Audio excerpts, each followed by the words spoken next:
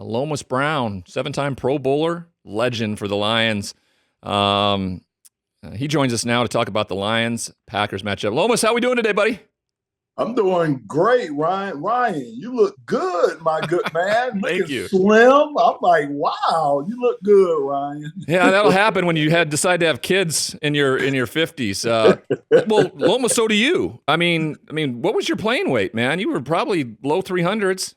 Yeah, my first 6 years, I was 315. My last 12 years in the league, I was between 275 and 280. So, yeah, you're right about that. Yeah, I mean, it goes to show when you see a lot of those former NFL offensive linemen. I mean, to keep that weight on, to stay that strong and physical and be that, presence in the trenches is huge. Yeah, it really is. And you see a lot of these guys, man. You see Joe Thomas and all these guys now, and they've dropped all that weight. But like you say, Ryan, it's just necessary to carry that weight while you're in the league. Once you get out the league, man, let it go. Let it go if you're a big fella. I couldn't get over I was there Thursday in Detroit calling the game for Westwood One, and I don't know if it was just me, but the offensive line for the Detroit Lions seemingly feels like they're giants. I mean, they're just tall, athletic. They don't have like the dad bod offensive lineman either. It's rough and rugged. Speaking of that Thursday game, hadn't won a Thanksgiving game since 2016. Was dominating first half.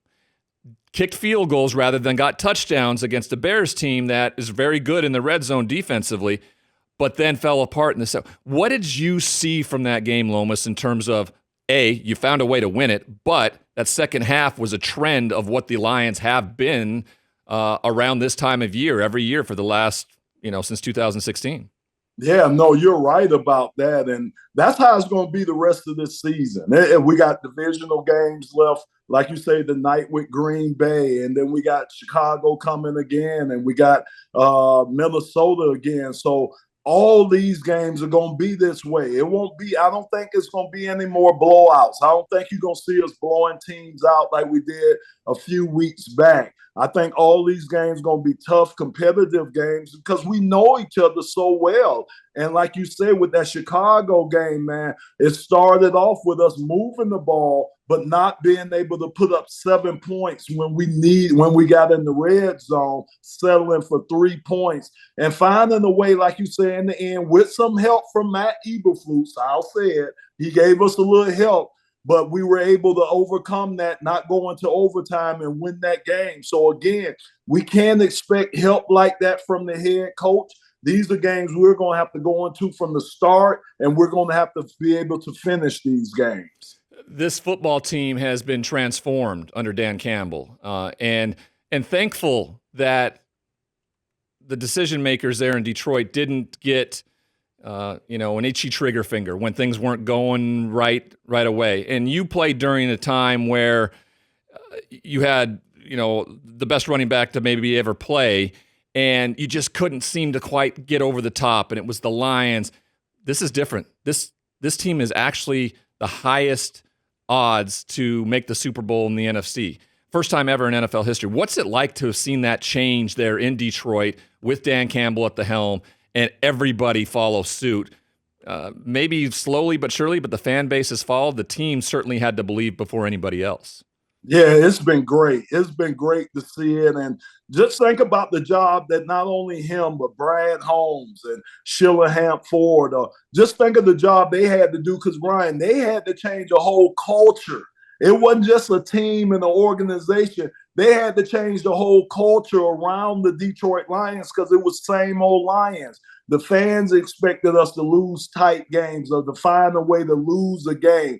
It was always, they're going to get there, but they're not going to complete the job. Now it's so different now with the influx of guys that we brought in. This is a team now. You have to be able to fit being a Lion now. It wasn't like that before. Anybody could play for the Lions. It's not like that anymore. And to be honest with you, who deserves it more are the fans. because the fans have been suffering for so long. Ryan, it was 30-something years ago Yeah. when I was here. The last time we went to other than the last year when we went to an NFC championship game. We've never been to a Super Bowl. We don't know what that's like. So we've been suffering a long time. And like I say, I feel so good for the fans around here because they finally have something to really, really cheer about. We're speaking with Lomas Brown, 7-time Pro Bowler for the Detroit Lions and the analyst on tonight's broadcast. This Packers team a year ago on Thanksgiving, like this was the same time about last year. They came in, no one expected them. I think they were sizable underdog, and Jordan Love and this Packers team found a way, and then they kind of went on a run that got them into a position into the playoffs. What's this game like? After the last week, a full week off since Thanksgiving, what do you think the most important thing for Detroit to stop this this Packers team is going to be? The biggest thing for us tonight is for us to stop their run game. Stop Josh Jacobs. That's the biggest thing we're going to have to do because they want to run the ball. That's their identity, just like it's the identity of the Detroit Lions. That's what we do. We establish the run, Jared Goff and all the rest of the weapons. Then they can do what they need to do once the run has been established. So with us being beat up on the D-line, my goodness, Ryan, 5 of our D-linemen won't play tonight. Ooh. So we're really, really beat up. So if I'm Green Bay, that's where I'm trying to attack the Detroit Lions with my inside run game and see how we hold up against that. So to me, the biggest thing we're going to have to do defensively, stop the run. The biggest thing offensively we're going to have to do is put up 7 points when we get in the red zone. Yep. We're going to have to outscore the Green Bay Packers. Yeah, I think that's exactly right. I mean, you knew that the Bears weren't going to score in the first half last week. It was not in the cards. So 3 points were okay, but this is going to be a different story tonight. Lomas, thank you. It's so good to see you. Thanks for taking time today and being a part of the show. Ryan, it's good seeing you. Thanks for having me, my man. Yes, sir. Lomas Brown, everybody, 7-time Pro Bowler for the said Detroit Lions. Played against him when I was with the Dallas Cowboys. Went up to Detroit, man, playing against Barry Sanders. Woo, that was something special. But he's exactly right. I mean, there's like the idea around what do you fear most? Do you fear the two teams that are right behind you in the division or anybody outside the division? Because the NFC West and the NFC East or the NFC South, they're just fighting over each other at 6-6 or so to get into the playoff and get a first round playoff game. The Philadelphia Eagles are a different story. Yeah, the Eagles have just won 8 straight. Yeah, and they cooled off a lot at the end of last season, and a lot of people were down on them to start the season. If you had to pick that game today, Eagles-Lions.